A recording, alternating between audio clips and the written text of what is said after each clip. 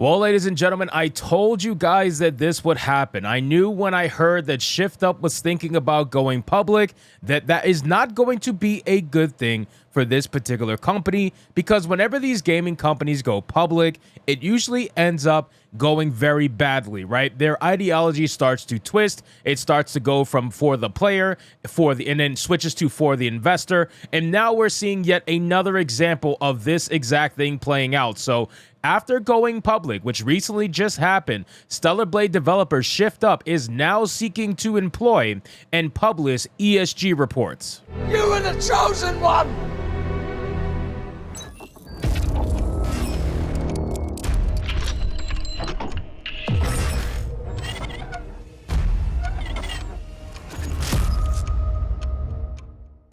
Yes, ladies and gentlemen, I said this from the beginning. I knew this was going to happen, and I'm telling you, man, I knew ShiftUp was going to go the route of ESG. It's only a matter of time, because if you saw how they were so interested in going public, especially after the success of Stellar Blade, we knew that eventually going public, it was only a matter of time before the ESG overlords start to look at them and want to invest their money. So let's get into this article, guys, from That Park Place. But of course, before we do, if you are new here, just consider hitting that subscribe button. I would greatly appreciate it, and like the video to push us out into that YouTube algorithm. Now, as a little bit of a joke, I'm going to say you probably should look forward to their next sequel, because their sequel, Eve, is probably going to be modernized, for the modern audience. Eve is suddenly going to change from the ultra sexy Eve to some form of, like, I don't know, fat Eve maybe. Who really knows at the end of the day? It says Stellar Blade developer ShiftUp officially went public and raised $320 million into its IPO. However, it was also revealed that the company is hiring an employee to publish ESG reports now. Games industry reports that the IPO is the largest one in South Korea in over 2 years, and the first to raise over $50 million since PUBG developer Krafton raised $3.8 billion in 2021.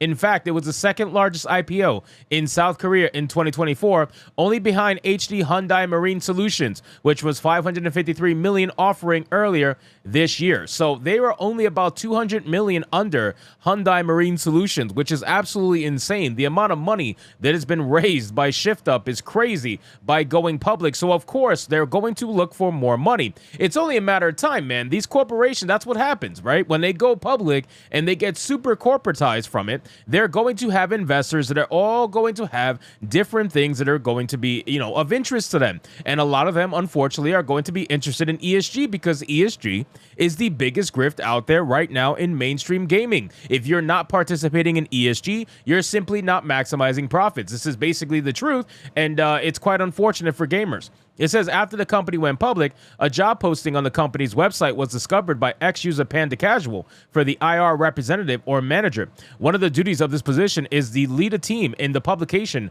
of ESG reports. If you look here, you can actually see it on the website listing here. Responsibilities. Based on his fluent English-speaking skills, he is responsible for IR work and governance-related work of ShiftUp Co. Ltd. IR planning and preparation and reporting of various materials, conducting IR communications for domestic and overseas investors and analysts, carrying out board meetings and other related work with consecutive English interpretation, and lead other team member-oriented related tasks, such as public disclosure of listed companies, committee work, and publication of ESG reports. Yes, ladies and gentlemen, that's it.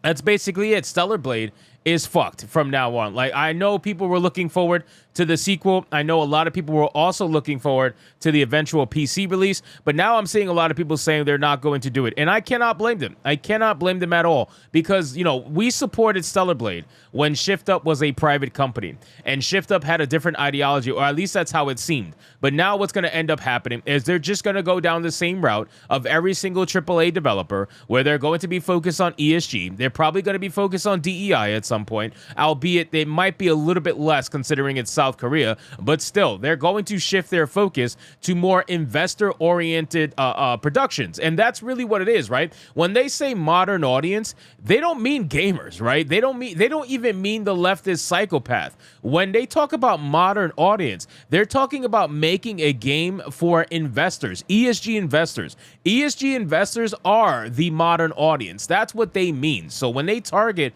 modern audience, audiences, they're targeting ESG investors in the hope to garner more money and more investment from people that want to see that particular thing, or whatever it may be, in the product that they're investing in. It says ESG stands for environmental, social, and governance, and many companies have them in order to obtain money through various ESG funds. However, according to a report in the Harvard Business Review, these funds have not performed well.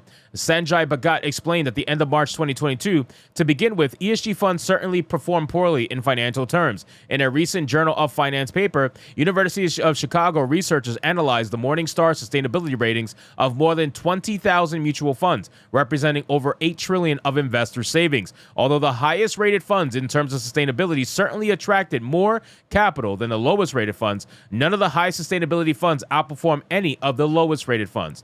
Now, I actually ended up making a video talking from a corporatized standpoint, I should say, where they openly admitted that ESG is not good for business, right? Even Larry Fink, even the guy in charge of BlackRock, said that ESG is not good for business, right? ESG is not something that they deem to be good for business. What it is that ESG is from an ideological standpoint. ESG is for social change, and these companies that have all the money in the world, where making money is not the most important thing to them. The next most important thing for them is power and control. That's just how it works, right? When you have a man who has all the money in the world, money is suddenly not the thing that they're chasing anymore. Now it's power. Now it's control. So they're going to constantly do this to try to get more power and more control. This is why BlackRock is the biggest investor of anything, really. And that's not just in the USA, too. BlackRock is everywhere. And they're trying to put their hands in every single pot, because the more pots they can put their hands in, the more control they have over everything. So you're going to see more of this. It's only going to get worse from here.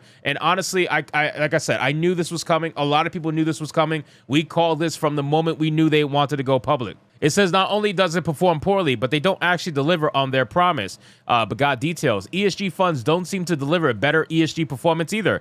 Researchers at Columbia University and London School of Economics compared the ESG record of U.S. companies in 147 ESG fund portfolios and that of U.S. companies in 2,428 non-ESG portfolios. They found that the companies in the ESG portfolios had worse compliance record for both labor and environmental rules. They also found that companies added to ESG portfolios did not subsequently improve compliance with labor or environmental regulations. Bhagat even goes on to note that ESG targets may actually distort decision making. Well, of course they do, because ESG okay, if your company is focused on ESG targets, then that means that everything an executive decides on is going to be based on how can we line our pockets with focusing on ESG, right? We need to maximize ESG scores to maximize our funding, which essentially maximizes our bonuses, because bonuses are tied to ESG scores, right? This is how this works. There's no denying this. It's factual. You can look it up. So if their bonuses are tied to ESG metrics, then why would you think they would not focus on maximizing that particular score? Every single one of their decisions are going to be based on maximizing that score. So if it talks about gaming, right? Gaming is going to take a backseat. The actual gameplay, the storyline, the overall art direction, everything is going to take a backseat, because when it comes time to decide on those things, they're going to decide on them from an ESG perspective, because they want to line their pockets. These executives do not care about the longevity of the IP that they're working on. They don't care about the longevity of the company they're working for. They only care about lining their pockets in the current year that they're working in. That's it. That's all they care about. Let's get my millions now, and whatever happens later, who cares? So anyway, guys, thank you so much for watching this video. I hope you did enjoy it. If you did, consider leaving me a subscribe. I would greatly appreciate it. Don't forget to like the video, comment, let me know what you thought, and I'll see you guys on the next one. Hypnotic out. It was said that you would destroy this and not join them.